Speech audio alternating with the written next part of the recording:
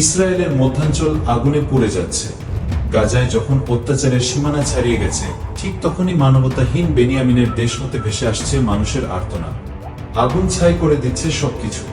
এই যেন আগুনের প্রতিশোধ।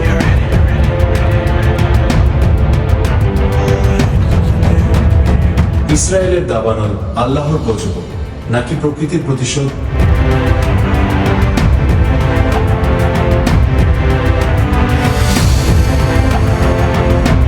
পৃথিবীর বুকে যখন নিরীহ শিশুদের আর্তনাদ পৌঁছায় আসমানে, যখন মায়েদের বুক খালি হয়ে যায় সন্তানের রক্তে,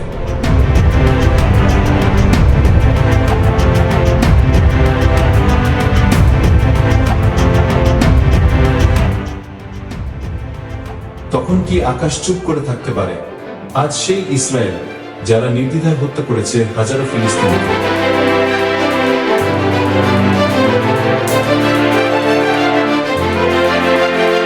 আজ তারাই পুড়ে যাচ্ছে নিজের আগুনে, চোখের সামনে দাবানো।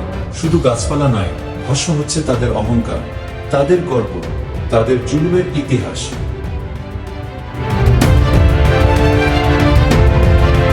ধর্মীয় দৃষ্টিকোণ। আল্লাহ তাআলা বলেন কোরআনে, আর আমি ধরিয়ে দিই শাস্তি, যাতে তারা ফিরে আসে আমার দিকে। ইসরায়েলের পাহাড় বনাঞ্চল জ্বলছে টানা কয়েকদিন ধরে।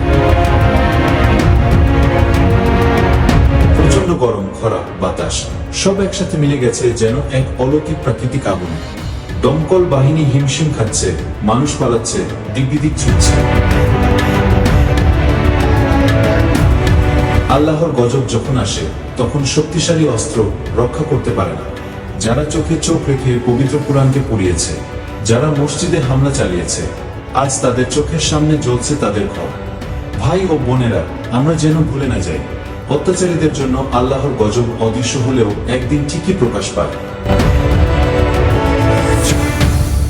ফিলিস্তিনের মজলুমদের জন্য দোয়া করুন, আর গজব থেকে রক্ষা পেতে নিজের আমল ঠিক করুন। আল্লাহর বিচার শুরু হয়ে গেছে।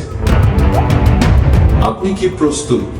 ভিডিওটি শেয়ার করুন যেন বিশ্ব জানে, দুনিয়ার সকল জুলুম একদিন জ্বলে ছাই হয়ে যায়।